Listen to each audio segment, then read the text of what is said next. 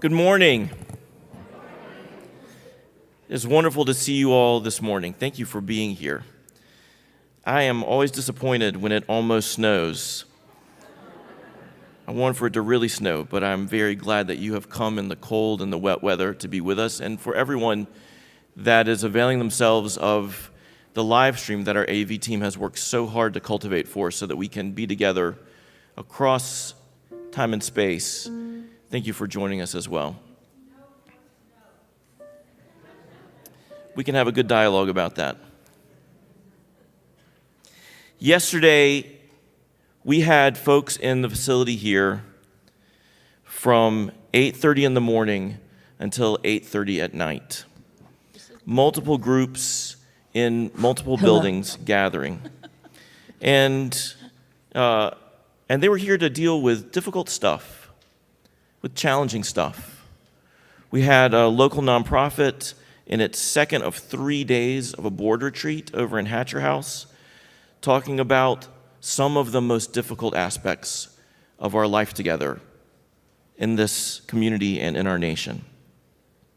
And in the afternoon, we had a whole gathering organized around governance and leadership and other completely boring things that nobody wants to spend any time thinking about. And in the evening, parents leaving their children so they could flee into the night to try to enjoy some time alone. And the ubiquitous sound through all of that was laughter. Boards gathering to talk about difficult things, eating together, thinking together, planning together, and finding themselves in constant laughter with each other.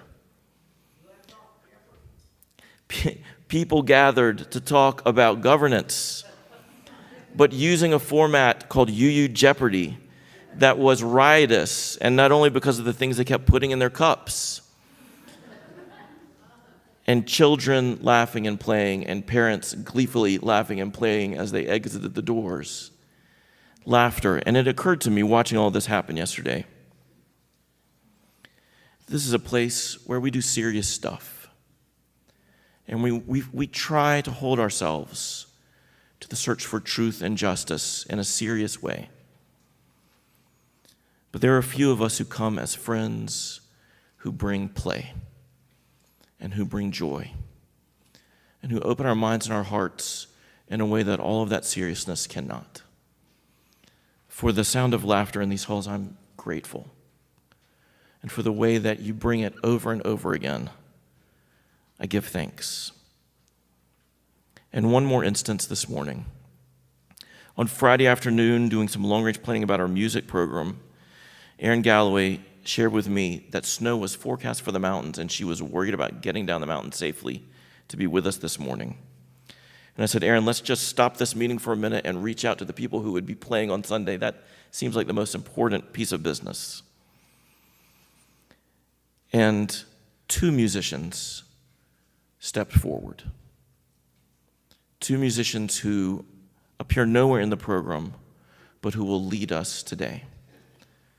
Teamwork that leads us into laughter and joy when we could panic with the seriousness of just trying to hold things together. Through the service today, I ask that you work as a team with this team of musicians. If we're a little off our cues or the music is different than printed in the bulletin, just roll with it. And let's experience the joy of this place that we bring to each other. Please rise as you're willing and able and join in the first hymn, Joyful, Joyful.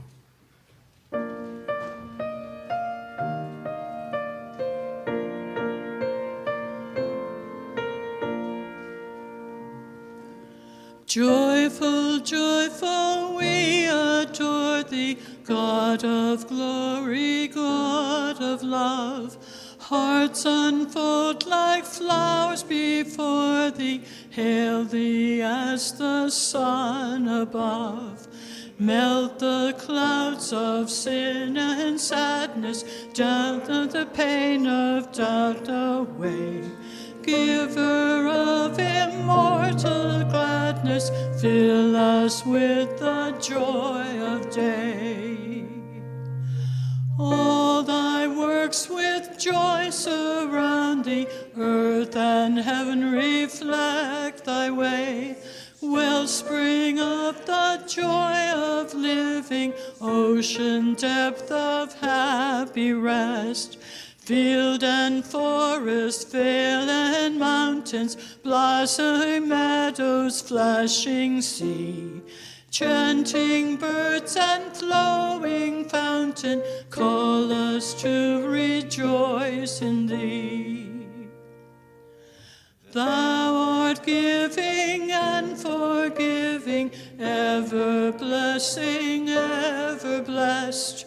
Wellspring of the joy of living, ocean depth of happy rest. Ever singing march we onward, victors in the midst of strife. Joyful music lifts us onward in the triumph song of life.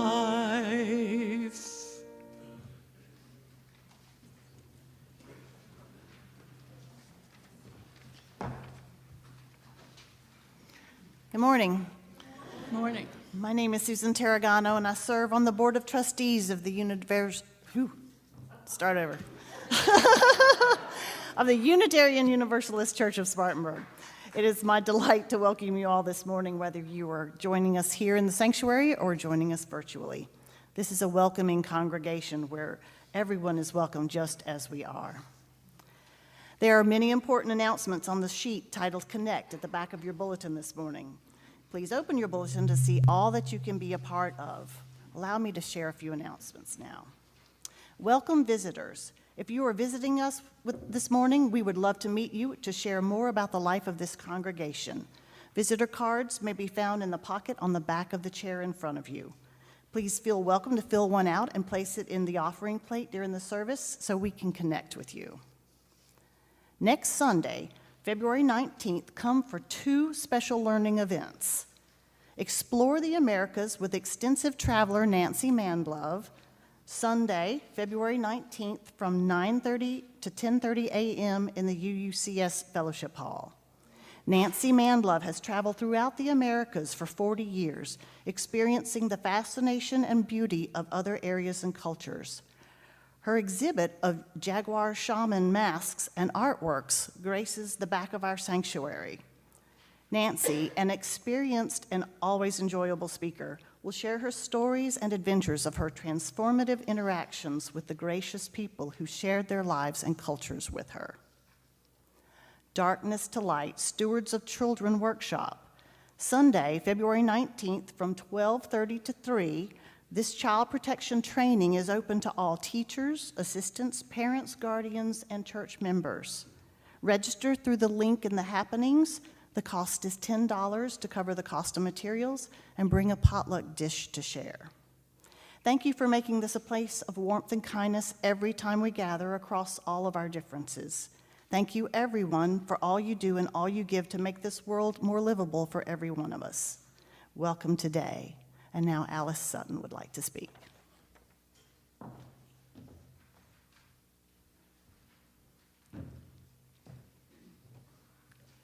Good morning, everyone. I'm Alice Sutton, the Chair of Social Justice here, and I want to ask for your help with one little thing. In about 2015, we won the certification to be a green congregation through UUA. Shortly after that, we began celebrating Earth Day with our Spartanburg Earth Day Festival. And the last one we did here was in 2019. This beautiful artwork over here was given to us in recognition of that. Well, then UUSC Upstate was going to celebrate the Earth Day Festival in 2020, and we were all on board to help. We all know what happened then. They are going ahead with it this year, and so this seems like a particularly good time for us to get back on track. Somehow in the last few years, we've become lax about our recycling program in this church. Now, does anyone know what happens if the recycling truck picks up stuff that is not recyclable?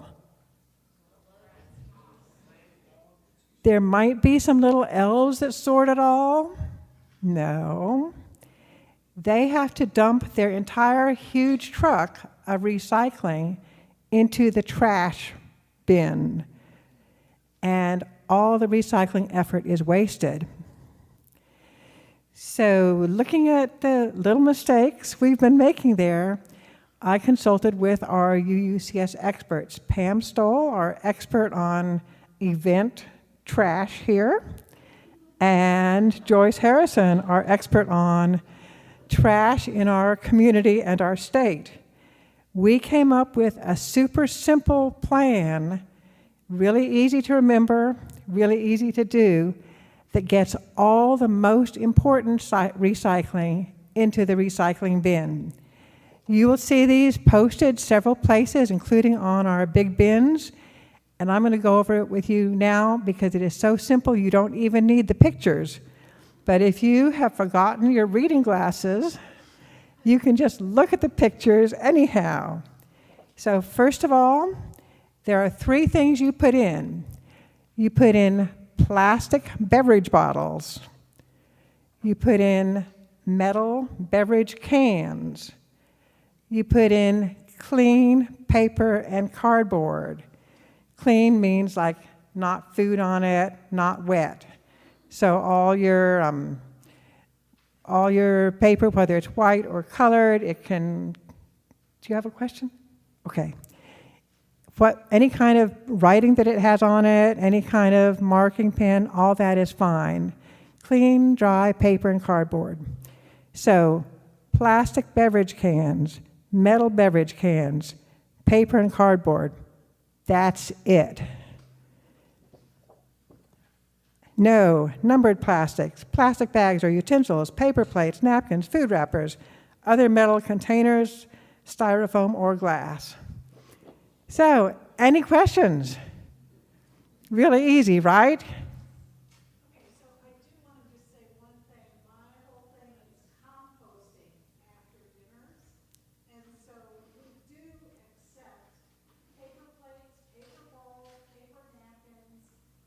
The plates and the bowls need to be unpolished, so they're easily compostable.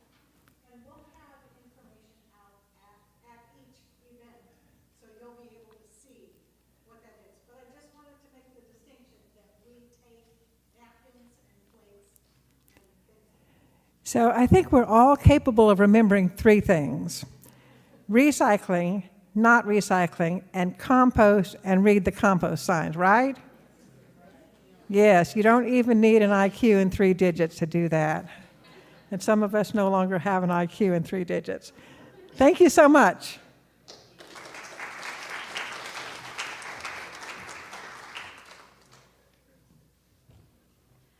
And the announcements continue. Good morning. I am Robin Carter, co-chair of the annual fund drive along with Amanda Richardson. Amanda couldn't be here this morning because she is exhausted from her victory yesterday at the competitive UUCS Jeopardy! Thanks again to Leadership Development for putting together such a creative and fun afternoon. So I'm here to share with you 3 things this morning related to our ongoing Piece by Piece annual campaign. Number 1, I want to connect some dots for you first. You have seen the growing puzzle that we're adding to each week as intent of giving cards are submitted. But we have not explained the word map that is displayed behind it. The word map is actually from this fall's Mission Vision Covenant Cottage meetings, where we invited everyone to walk through an exercise designed to identify the values that we would most like to see carried with us into the future of UUCS. While not 100% comprehensive, it is a compilation of all of the responses we had, and I'm going to say it was over 1,000 different responses. And the size of the word indicates how frequently the same response was said. So, what is the connection between the word map and the puzzle? You're like, why are they together? Well, the word map is who we have collectively stated we want to be together and informs the ongoing mission, vision, covenant work. The puzzle is an indicator of how we can become it. One fuels the other. The word map is what we value and hold dear, but the puzzle is how we will fund the vision that we set. Second, I'd like to give you an update on where we are. As of this morning, 74 intent of giving cards have been returned. Our goal is 125, so that puts us at 59% of our participation goal. The dollar amount committed by those 74 gifts is $177,344, which is 72% of the $245,000 we've set as this year's goal. 34 households, that's 46% of the pledges we've received, almost half, 34 have increased their giving over last year. And the average gift so far works out to be about $200 per month. If we can maintain that average and finish this puzzle by getting 125 intent of giving cards, we will exceed our goal. And third, lastly, I'd like to share with you what happens next. In accordance with our membership policy and our access to financial giving information policy, you know I'm going to follow all the policies. We have a team of folks who will be making phone calls to help members and friends get their intent of giving cards submitted by March 1st so we can wrap things up and pass the torch to the Finance Committee so that they can create a budget for next year for the board and then later the congregation to vote on. Thank you in advance to this year's annual fund call team, which consists of myself, Amanda, Karen Mitchell, Jewel Clotter, Naomi Richardson, Libby Husky, Riley Lanier, and Abby Fowler. If those folks are in here this morning, stand up so we can applaud you and say thank you in advance. Yeah. Yeah. Okay, but now what I want all of you to do is help me fire these people before their work even begins. Yes, wouldn't it be great if the call list vanished today? That would be amazing. How can you help put these people out of work before they even begin their task? You can fill out an intent of giving card today. Please don't assume that we know that you're just going to continue giving what you've always given. We don't know that. You got to fill out a new card, okay? So you can grab one from the lobby, raise your hand right now, and my beautiful Vanna White helper this morning will run one to you right now.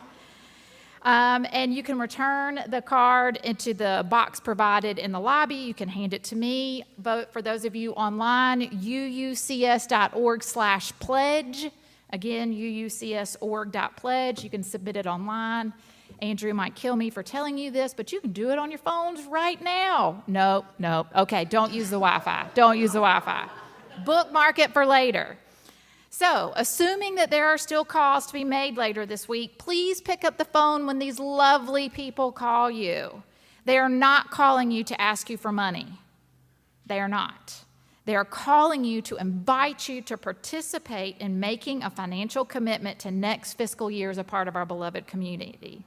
Their calling is an act of service to help make sure that we hear from everyone and connect you with how you can submit your intent of giving privately. If you hear nothing else from what I've shared this morning, let me emphasize the heart of the campaign theme one more time. We are reaching this goal piece by piece. The puzzle isn't complete without you. Your piece matters. You matter. You fit here. Amanda and I welcome your questions, and we look forward to completing this puzzle with each of you. Thank you.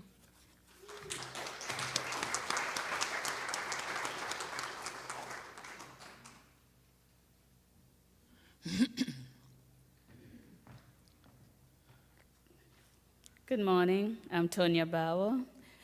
We choose to love, from All About Love. Love is the will to extend oneself for the purpose of nurturing one's own or another's spiritual growth. Love is as love does. Love is an act of will, namely, both an intention and an action. Will also implies choice. We do not have to love, we choose to love.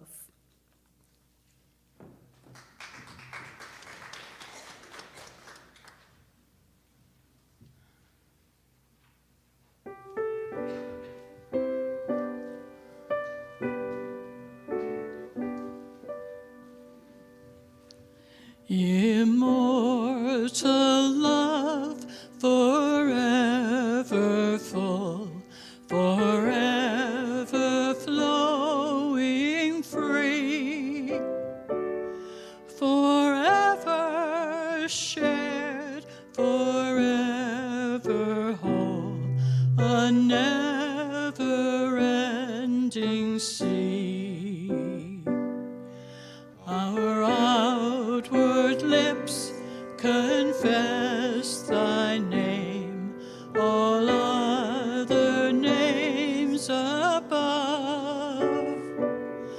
But love alone knows whence it came and comprehendeth love. Blow winds of love, awake and blow the mists of hate away. Sing out, O truth divine, and tell how wide and far we stray. The letter fails, the systems fall, and every symbol wanes.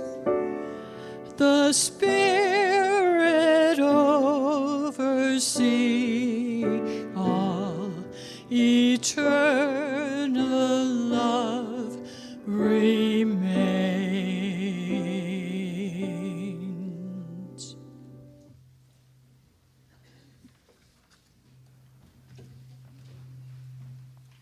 And now we have come to the part of our service where we would come forward and place a stone or shell in our rippling water bowl to represent our joys and concerns.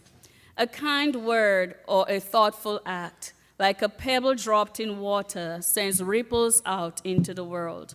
Should you wish to make a promise or let go of one, remember someone, release a bit of pain, or otherwise mark some important event or occasion, please step forward and quietly send your thoughts outward as you drop a pebble into the water, mingling the ripples of your intention with the ripples of other people in our community.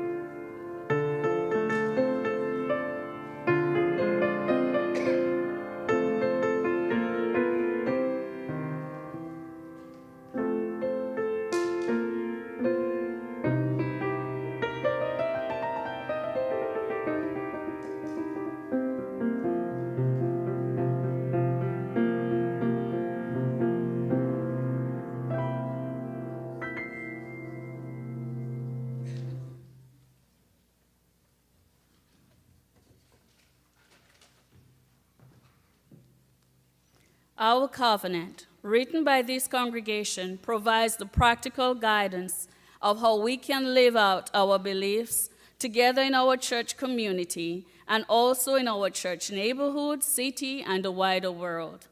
These words, powerful when they were written, continue to gain strength as we strive to manifest their meaning in our congregation's work. The words are in the order of service. Let us join our voices and speak the truth of our covenant.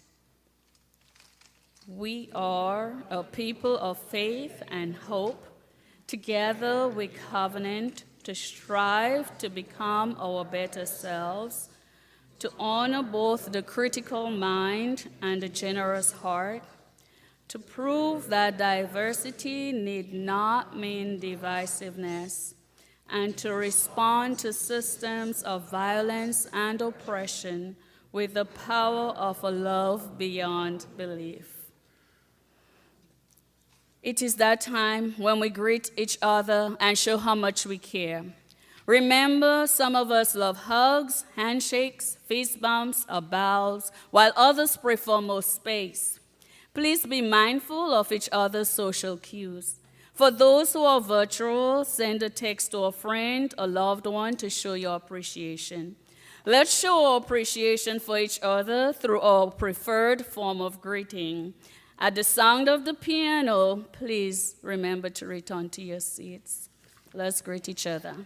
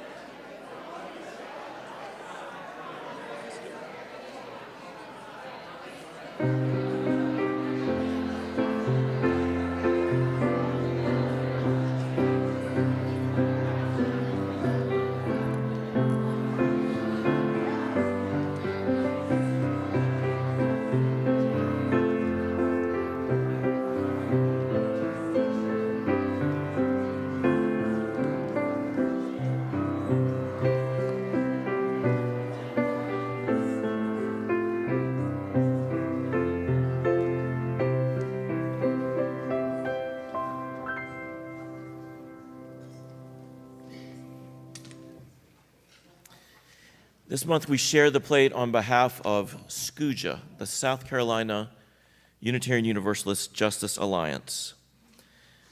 Only a little over a year ago, the sister congregations across the state of South Carolina, UU congregations, of which there are 9, came together to form this organization, to pool our resources and our purpose for the sake of helping our state become a place that is more livable for everyone.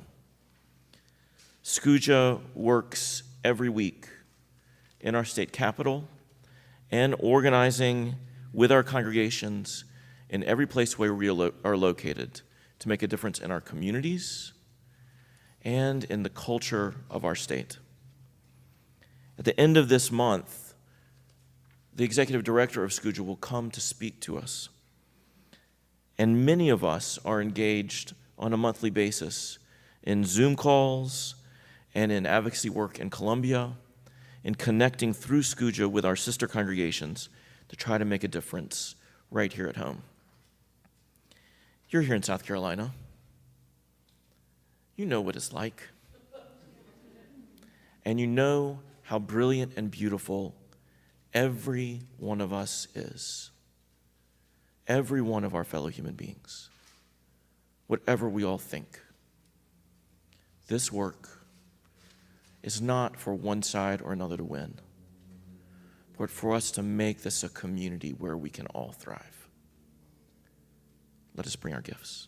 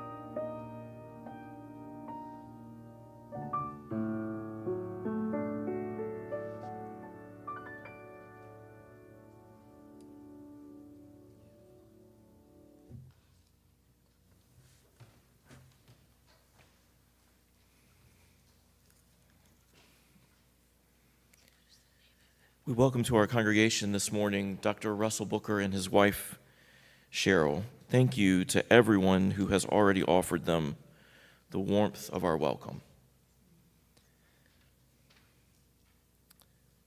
Some years ago, Dr. Booker undertook what must have been among the most difficult challenges of his tenure as superintendent of Spartanburg School District 7, the project of building a new high school. The benefits of this project are clear: improved facility for students, updated technology to move us into the 21st century, a location that would maximize our constrained city limits, both for educational and for economic development, making this a more attractive place for businesses and people to move, and freeing up other school district facilities to enable them also to become better resources for education. My own 2 children are immediate beneficiaries of this, where they attend middle school today. You would have thought that Dr. Booker was asking us to do something absolutely terrible, the response that he received from this community when he posited this idea. But this is South Carolina, and people don't like questions about taxes and capital funding. And we have a long way to go to develop a culture of education from where we have been. And I marveled not only to watch the project reach fulfillment, but to watch how Dr. Booker led us in the shrillness of that argument, his voice quiet and steady from beginning to end. Every week we say our covenant. We are a people of faith and hope, and this is a man of faith and hope. He came from his own congregation in the Southside neighborhood, teaching Sunday school this morning, to come and talk with us. And we will hear again that same quiet, persistent voice of engagement to build a world for us all. In Dr. Booker's Christian tradition, there's a story in which a person is trying to hear the voice of the divine speak to gain direction. And it is not a voice in the whirlwind. It's not a voice in the earthquake. It's not a voice in fire. It's not a voice of priests or preachers. It's a still, small voice that offers guidance through the tumult of the world to build a nation where everyone can thrive. Share silence with me for just a moment.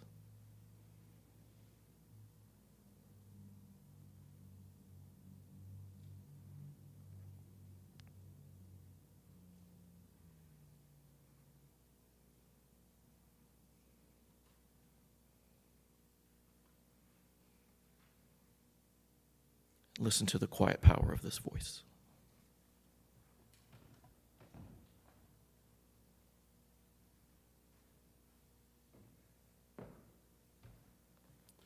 Well, good morning. You know, I had the privilege of going back to last Sunday's service, and we're listening to Stan, who is not in here, but I saw him earlier this morning, as well as the beautiful songs that you all selected last week. And Aaron, if you're out there listening, I really enjoyed you guys singing "You've Got a Friend" and "We Are the World." It was a beautiful, beautiful service, and I think a great way to kick off Black History Month. So I'm honored to be joining you on this second Sunday for your ongoing celebration. You know, your theme for this month's tribute is "A Vision for Our City," celebrating Black History Month through the visions of Black leaders in Spartanburg. And I'm just going to tell you, that theme is a rather tall order. And I remember when you asked Stan, what is your vision for the city? He was like, whew. So that's kind of how I'm feeling today, but I will attempt to be just as authentic as I share my hopes and dreams for our community as Brother Stan was last week. So if I can take you back in history on a journey with me for just one moment, I want to take you to Mount Vernon, Iowa, a college called Cornell College on October 15th, 1962. And it was there where Dr. King would address the students, the faculty, and the community there in Mount Vernon. And I would encourage you, if you've never heard that message, to go back and listen to his speech. It is so relevant to the times we're living in today. Dr. King begins his message, and I'm just going to pull a few points from it for this short time that I have with you, but he begins his message by posing a question that I think is still worthy of consideration for all of us today. He said, and I quote, "I would like to discuss with you tonight a question that is on the lips of thousands and millions of people, not only in our nation, but all over the world. People are asking the question, are we making any real progress in the area of race relations?" He went on to say, this is a desperate question on the lips of many, many people. So I want to pause right there and ask you that question for yourselves. And I want you to take a moment to really think about it. Are we making any real progress in the area of race relations today? Think about that.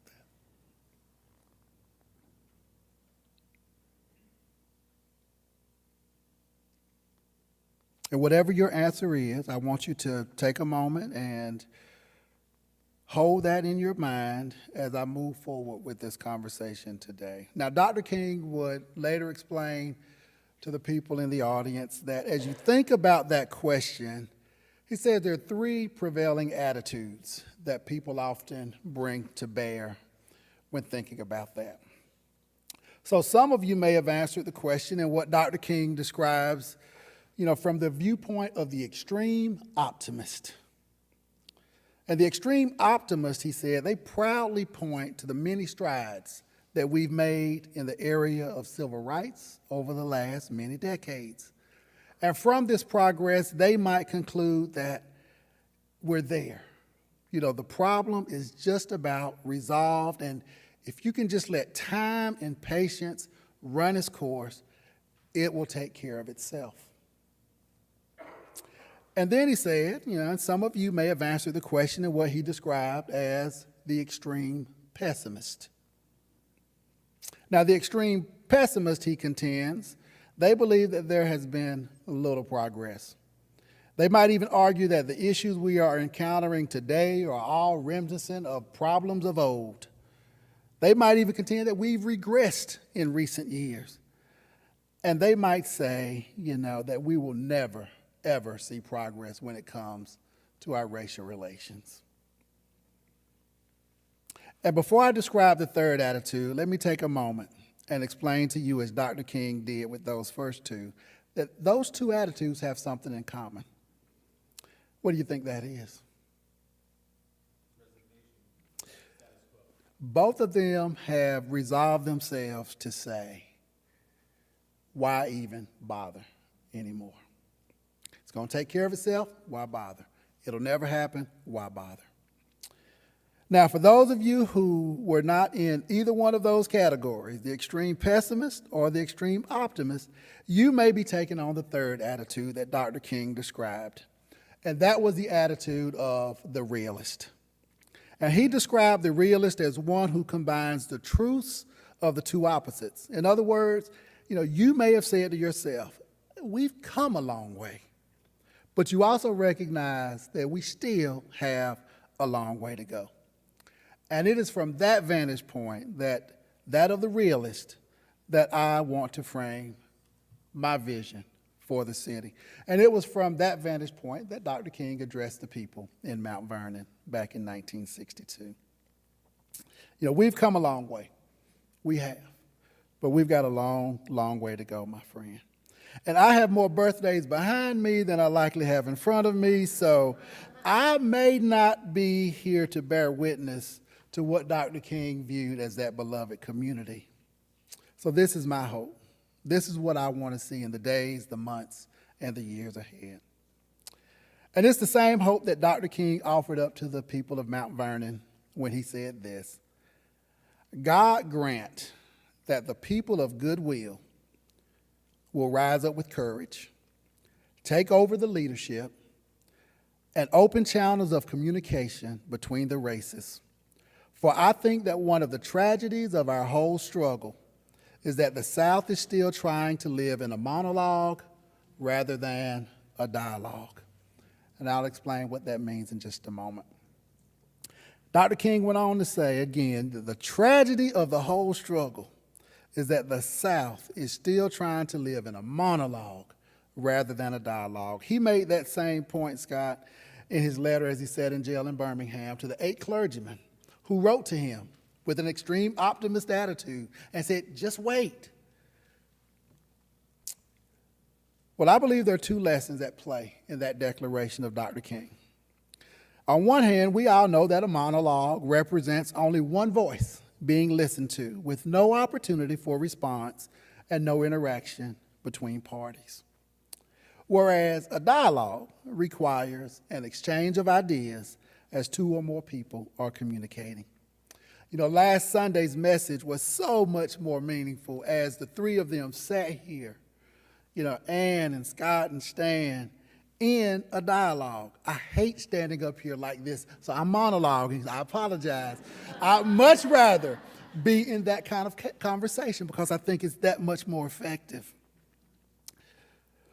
So I just wanted to underscore that.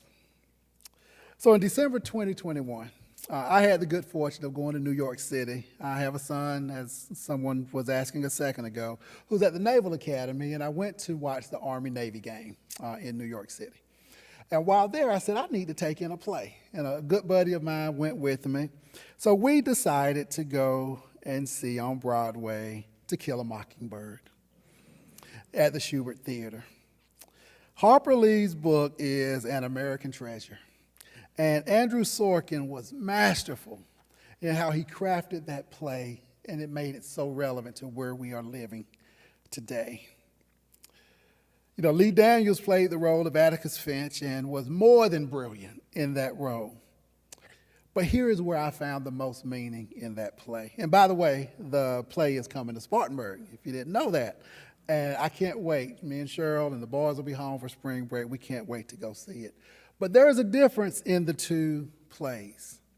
In Sorkin's play, the one we saw on Broadway, he gives Tom Robinson, the innocent black man on trial for rape, he gives him opportunities to dialogue throughout the play. We could hear him. If you've read the book or watched the play or the movie, he also gives Atticus Finch's maid, Calpurnia, the same voice. And in the new adaptation, you can feel what they're feeling, you can see what they're seeing from their vantage point, and you can identify with them because they were given a voice. Now, in the original version, and that's the one we'll see here in Spartanburg, which is still awesome, they were voiceless. Sorkin removed the monologue and allowed them to be a part of the dialogue, and I can tell you it made all the difference in that play.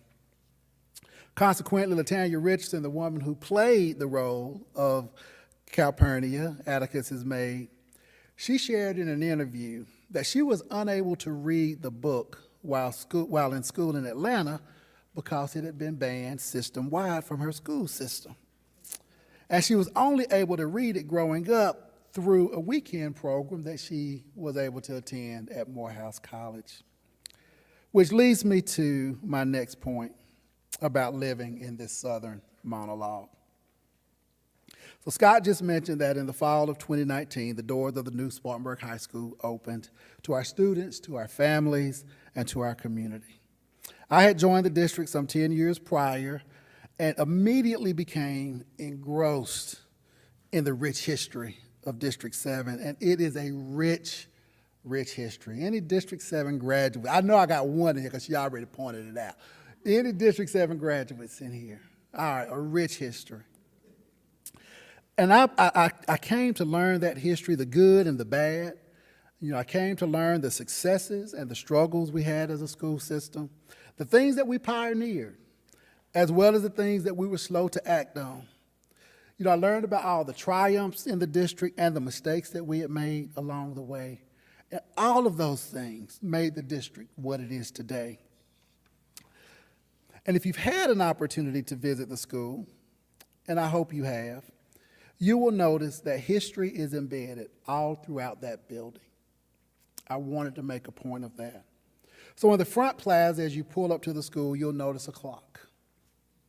That serves as a marker to the district's origins. And above the clock it reads, Spartanburg City Schools, established 1884. As you enter the school at the plaza of the Fine Arts Center, you will notice 4 life-size statues depicting 2 black students and 2 white students. Students representing different periods in our district's history. A segregated Evans High School, a segregated Carver High School, a female student sitting on a bench by herself, inspired by the first black student to walk the halls of Spartanburg High School, alone in those halls for several years, mind you. And a female student, in her short skirt, long boots, long hair, representing full integration of Spartanburg High School in 1970.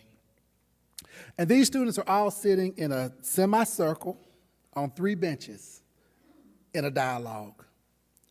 And completing the circle is a 4th bench, an empty one, that signifies that our work remains undone.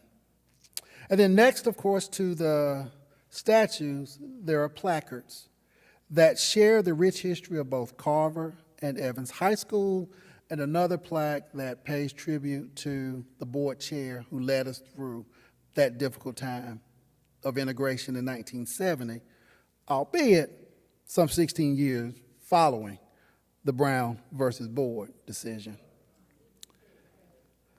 I want to pause and share just a little bit about one of the statues, if I may. And it's the statue of the black female student who was sitting on the bench by herself.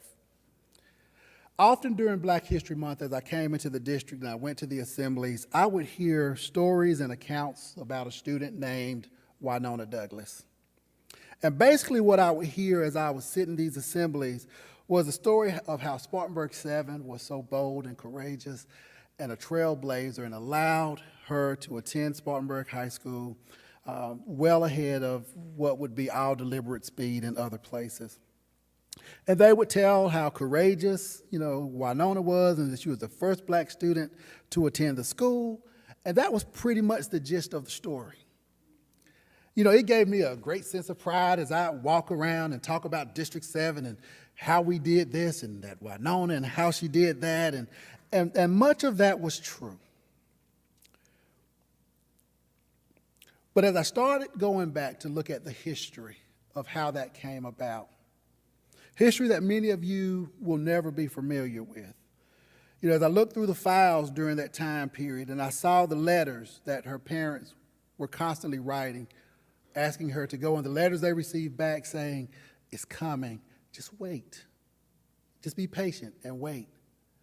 And the petitions that were signed, and Judge Matthew Perry and the role that the NAACP played, stepping in. And that's why if you go and you look at that statue today, you will notice under Winona's right hand as she's sitting on that bench, a book by Dr. King titled Why We Can't Wait.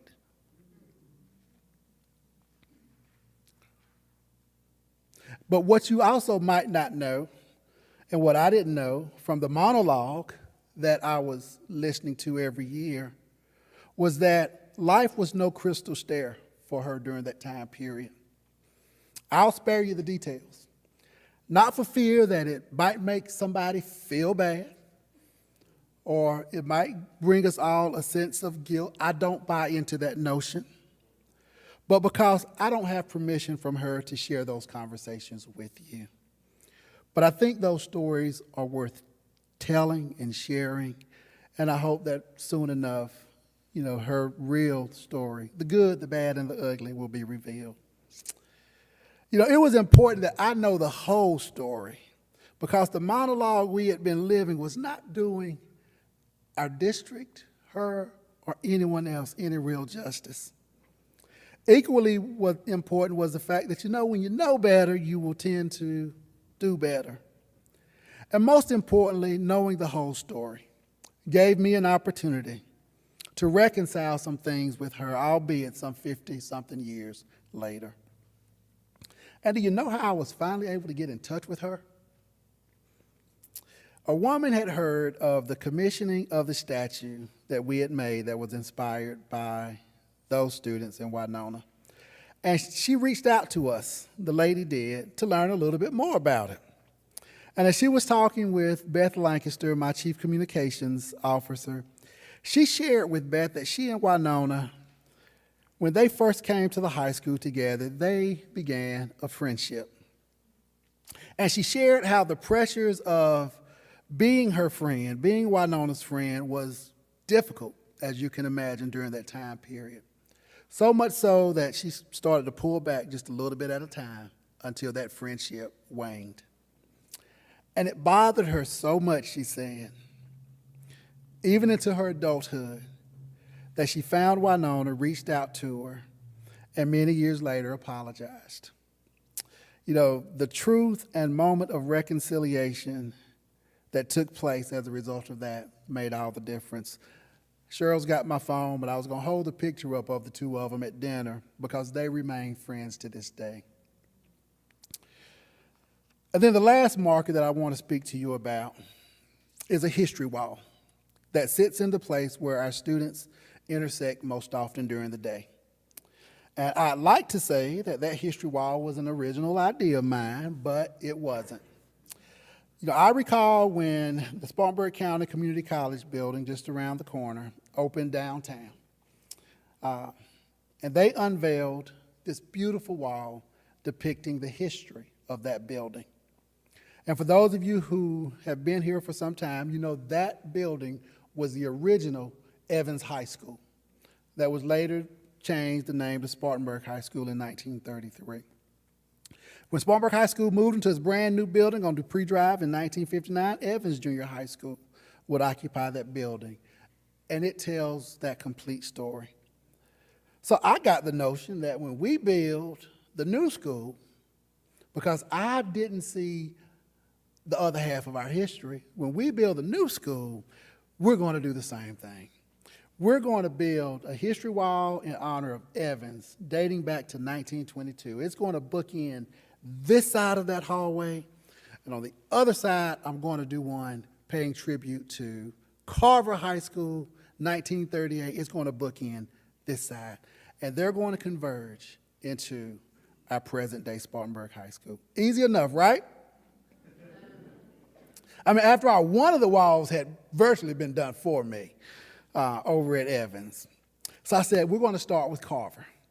So let me get started and go and find the yearbooks so we can get going on this project. In our library, the district office, are all of the yearbooks from Evans and Spartanburg High School dating back to, as I said, 1922. I didn't find a single one with Carver. So I said, where am I going to find these yearbooks? Okay, well, we'll do that later. Let me just get all the newsletters, because the newsletters tell so much history. So as I went back into the library, I knew I'd seen the scribblers there. So let me see what we've got, and I didn't see any from Carver. So when you're researching, what do? You don't do like my 100-year-old grandmama said, call that internet. But I called the library. So I called Todd, and I said, Todd, I'm looking for some things. I'm working on a project, Todd Stevens. Put me in touch with Brad Steinecke, who many of you know. And I said, I need to see what you've got on Carver and yearbooks and newsletters. And Brad said, Russell, hey, we've got all the Spartanburg Highs, but there may be one or two on the shelf. And as Stan reminded us last week, as he was talking about his old schools, Highland, being Highland Elementary, he said when the buildings are gone, sometimes all you have is the memory. But what happens when those memories are now gone? And then I struck gold. Our district had been keeping all the newspaper clippings dating back to the early 1920s and 30s. And they were at DSOC, these big books, so we brought trucks, hauled those to the office, and I thought I'd struck gold, and I had, because it told the history of this community, much of which you'll see on the wall. But even as I was looking through the pages, you would see the graduation spreads from Evans, 2 full spreads, every child that graduated from Evans or Spartanburg High School. And then you flip the page and you see a little picture of the entire class of Carver, on the stage at Mount Moriah where they held their graduation. So it didn't give me quite what I needed. I know Cheryl said, Russ, your monologue and get on with it. All right, so I knew for this project to be done in a fair way, it was going to require that I pull together the students of old from that time period. So we pulled together a committee of students who had attended Carver, and the rest was history. People sent us artifacts from far and near, many of them allowing us to keep those at the school permanently or on loan as they were being displayed. And being a part of that dialogue with them, with James Talley, Brenda Lee Price, Cynthia Jeffers, Eddie Bowman, Charles Mann, Horace Wilson, Stoney Reeder, Raymond Floyd, I could go on, was one of the richest experiences I had as a school superintendent. The last Black History speech that I gave in a school was in February of 2019, and it was at the old Spartanburg High School, which would be the last time we would have that particular program there. And during that speech, I sat in front of me to the left, 3 6-foot-long tables. And on those 3 6-foot-long tables, I had the stacks of all of the yearbooks, the newsletters, and artifacts from Spartanburg High School. And then I had on this side a table, one table, with a few yearbooks and newsletters that I'd had from Carver. And I did that for a reason. I also pointed to the trophy cabinets outside. And in those trophy cabinets, you can see the rich history of the Redbirds. Anybody know the Redbirds? That's what Spartanburg High School was called back in the day. There were Spartanburg Redbirds and Crimson Tide. And you could see those, but you didn't see much from Carver.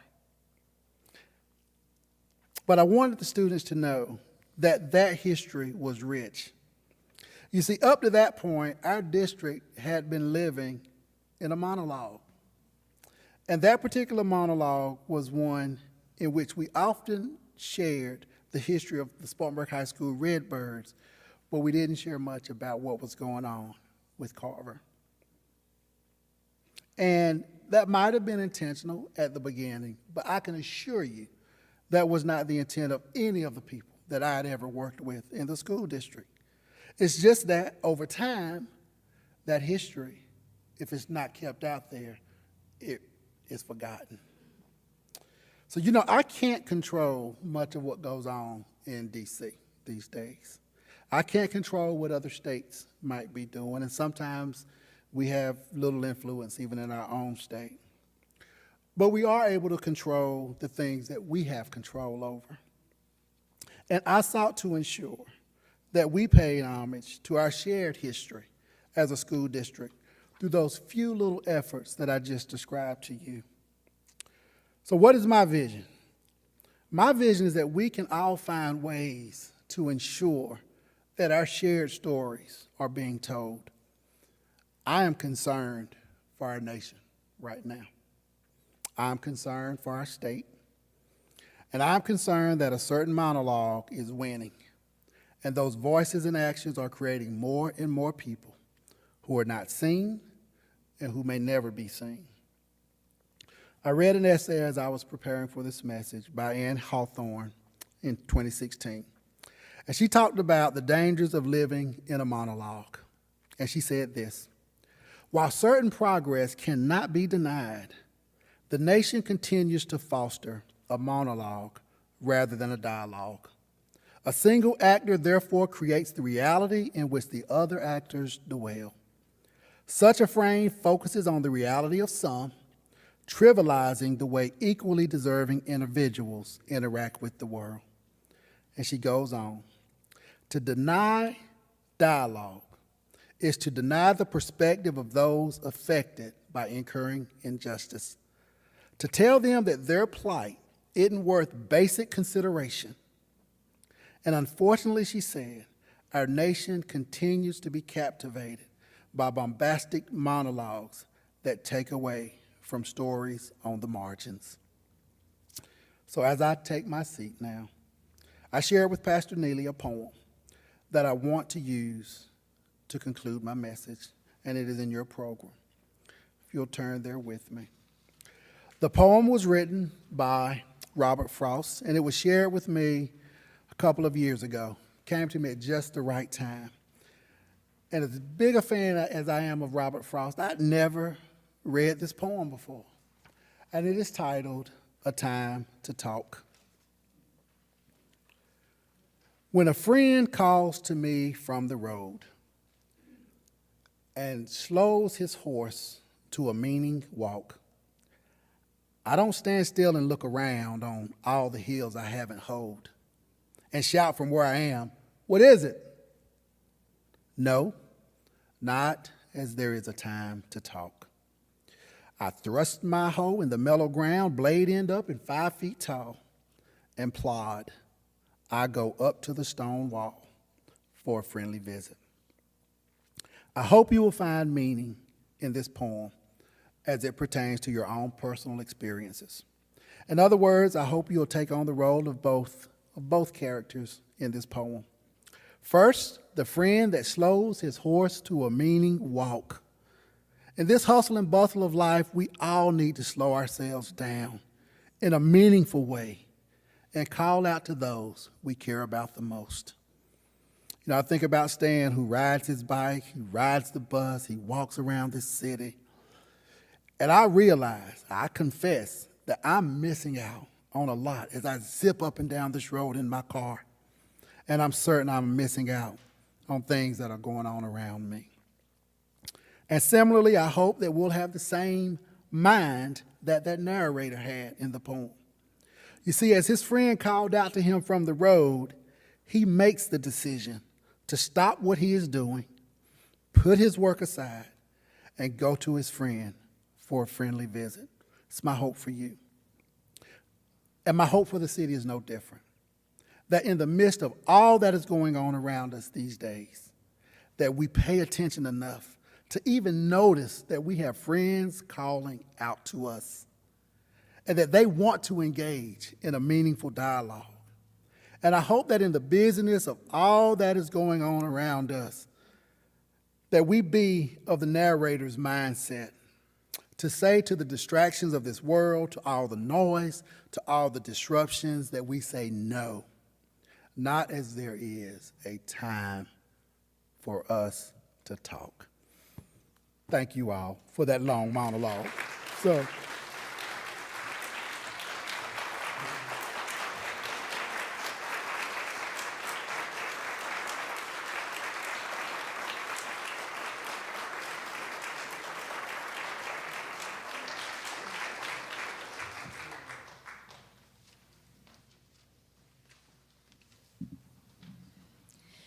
if you'll please stand and turn your hymnals to page 6, just as long as I have breath.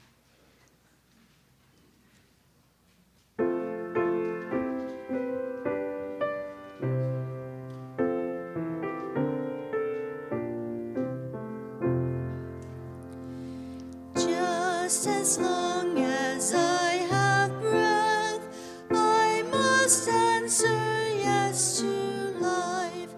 Though with pain I make my way, still with hope I meet each day. If they ask what I did well, tell them I said yes to life. Just as long as vision rests, I must answer yes to truth. In my dream and in my dark, always that elusive spark. If they ask what I did well, said yes to truth. Just as long as my heart beats, I must answer yes to love. Disappointment pierced me through, still I kept on loving you. If they ask what I did best, tell them I said yes to love.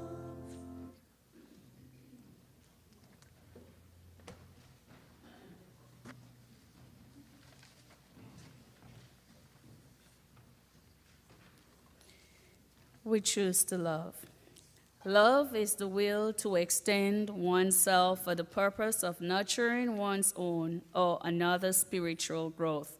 Love is as love does.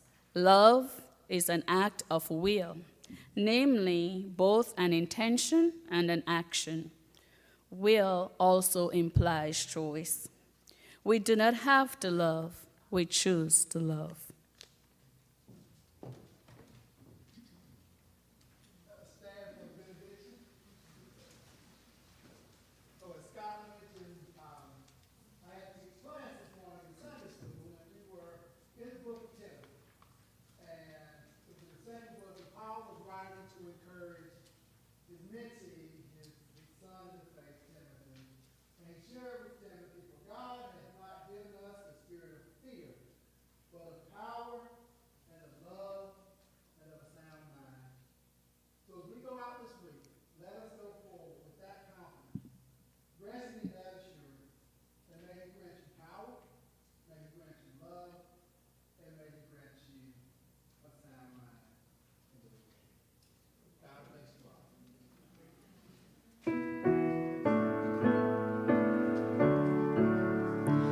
We have spent time together in this home.